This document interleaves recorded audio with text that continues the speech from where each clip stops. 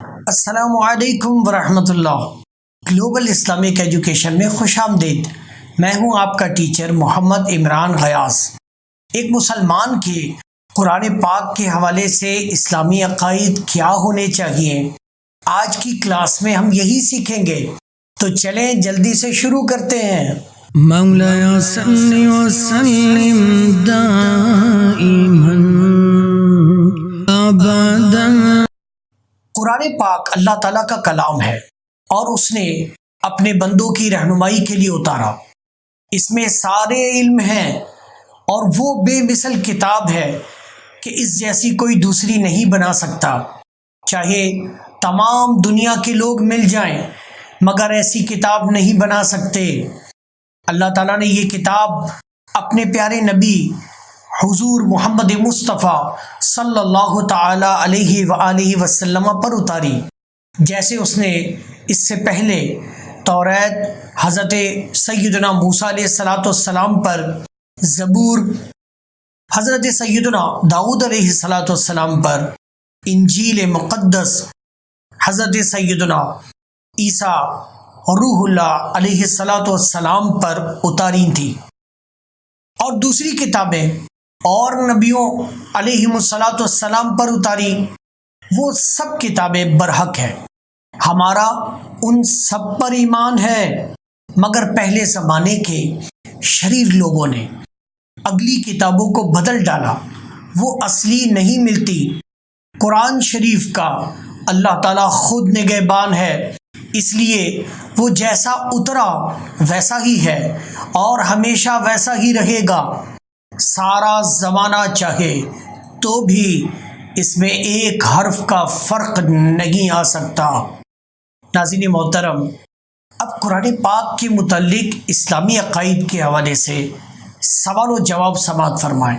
یہ سوال و جواب آپ خصوصی طور پر بچوں کو زبانی یاد کرائیں۔ دنیا میں کوئی آسمانی کتاب بھی ہے؟ جی ہاں۔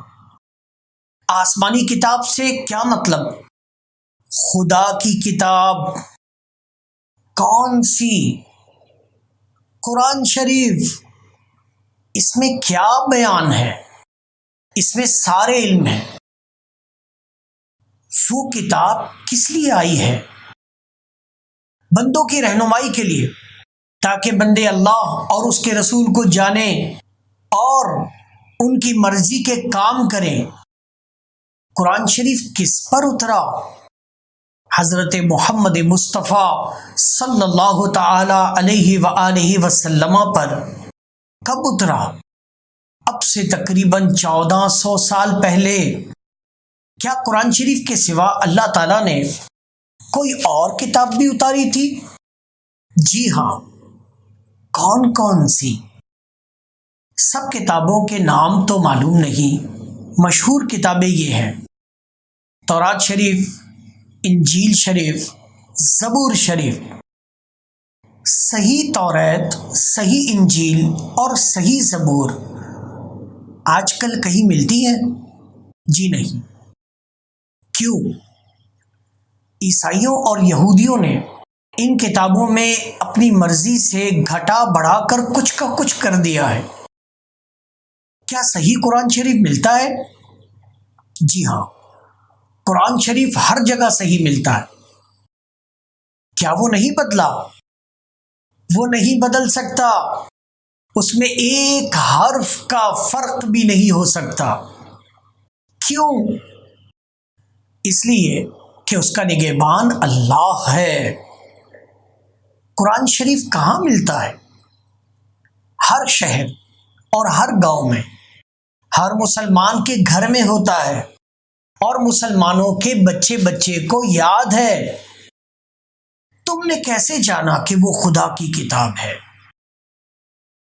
جیسے خدا کی بنائی ہوئی چیزوں کی طرح کوئی چیز کسی سے نہیں بن سکتی، بالکل ایسے ہی قرآن شریف کی طرح کوئی کتاب کسی سے نہیں بن سکتی اور نہ بن سکی۔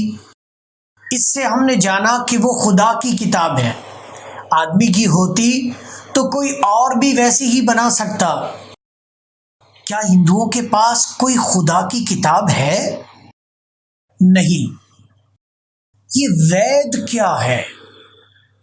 پرانے زمانے کے شاعروں کی نظمیں۔ ناظرین محترم، آج کی کلاس میں یہی ختم کرتا ہوں۔ انشاءاللہ اگلی کلاس میں ہم اور آگے بڑھیں گے اور فرشتوں کے حوالے سے اسلامی عقائد سنیں گے اور یاد کریں گے۔